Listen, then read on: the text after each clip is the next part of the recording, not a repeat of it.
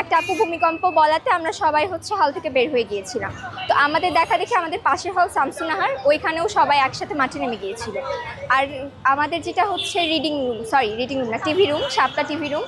তো ওইখানে দেখা গিয়েছে যে কালকে অসংখ্য মেয়ে রাতে ফ্লোরিং করেছিল, কারণ আমাদের বিল্ডিংগুলোর অবস্থা তো খুবই খারাপ, স্পেশালি হচ্ছে এক্সটেনশন।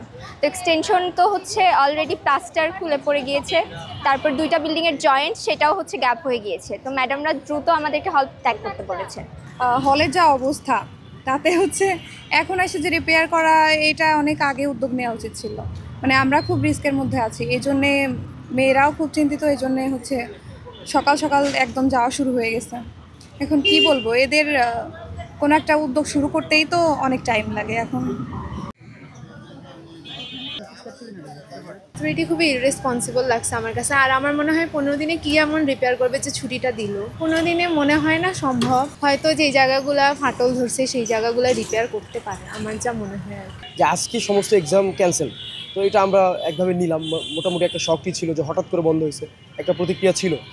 কিন্তু তার ঠিক কিছুক্ষণ সময় যেতে আমরা শুনলাম যে প্রায় 10 থেকে 15 দিন, অর্থাৎ 15 দিনের জন্য আবার ইউনিভার্সিটি বন্ধ। এখন এইটা যেই সিচুয়েশনটার উপরে আসলে ভিত্তি করে ডিসিশনটা নেওয়া হয়েছে, যে সেটা আসলে একদিকে বলা যায় যে ভালো। কেননা যদি আগামী 4-5 দিনের মধ্যে যদি এমন কোনো বড় ঝুঁকি থাকে, এটা তো অবশ্যই আসলে ভয়াবহ একটা ঝুঁকি। আপনারা ঢাবির হলগুলোর অবস্থা তো জানেন, এগুলো খুবই বাজে, জীর্ণশীর্ণ দেখতে।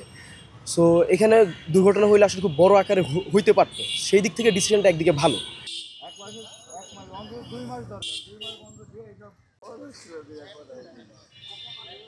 হলে থাকলে দেখা যায় কি মানে আতঙ্কটা বেশি হয়। তো এই জন্য সবার কথা যে যদি শেষ দেখা হয় তাহলে বাসার সবার সাথে একসাথেই হোক, কিন্তু হলে থাকলে তো আমরা তো আমাদের ফ্যামিলির কাছ থেকে অবশ্যই দূরে আছি। তো সেই জন্য আর কি সবাই বাসায় যাওয়া লাগছে।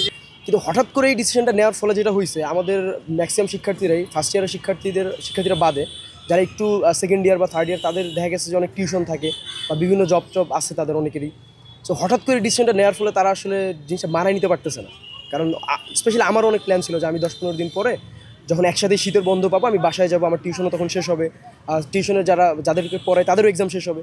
কিন্তু এখন দেওয়ার ফলে কী হয়েছে আমি আসলে বুঝতে পারতেছি না, আমার কি বাসায় যাওয়া উচিত, নাকি বাসায় গেলে দেখা গেছে আমার টিউশন থাকবে না।